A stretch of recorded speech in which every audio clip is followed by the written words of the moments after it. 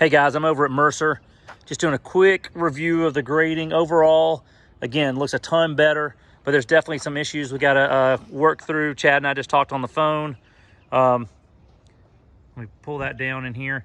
Okay, the first issue is that we're prepping this for concrete, and at the curb here, there's not 4 inches for us to get to meet the curb from the concrete.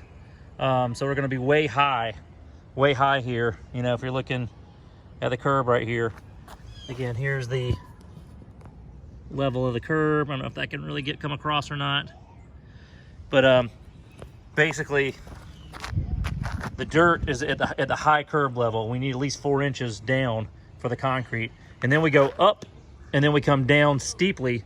And so the next issue is that the water is running directly into the house, and we can't have that. We got to have the water either go to the right or peel off to the left, which brings us to our third issue, which is this is a lot higher. This is a lot steeper than expected.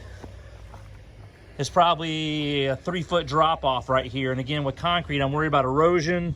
I'm worried about some other stuff. So the plan was to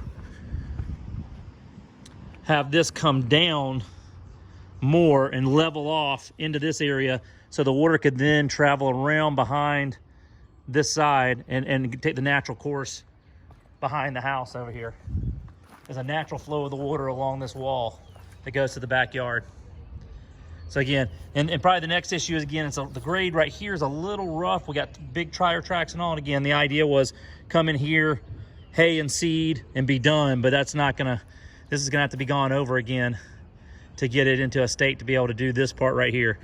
So again, overall, ton better than it was. But again, the expectation was that this was coming down at more of an incline, because the idea is that we're gonna have the final product here is we've got 2 duplexes here, so we need to be able to at least get 3 cars. We'd like to get 4 cars in here.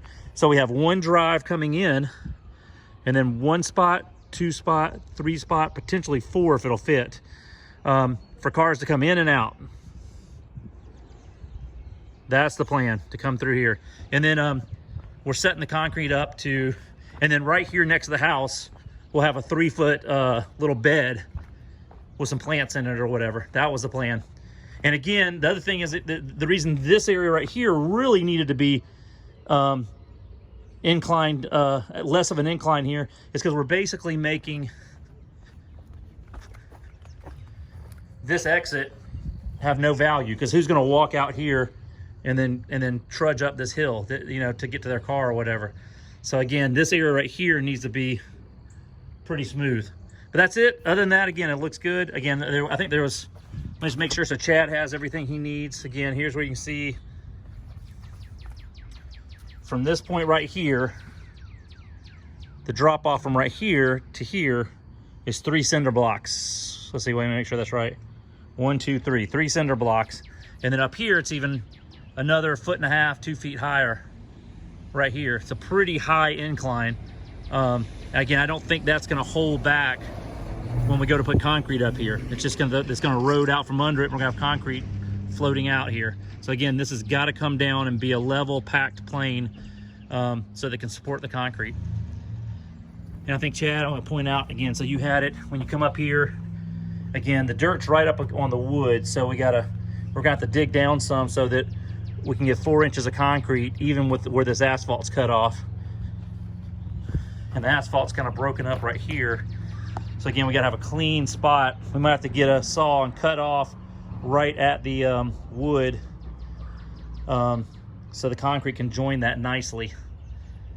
But that's it. We did have a broken piece of wood or something right here, no biggie, but it looks like we got hit right there. But that's got it.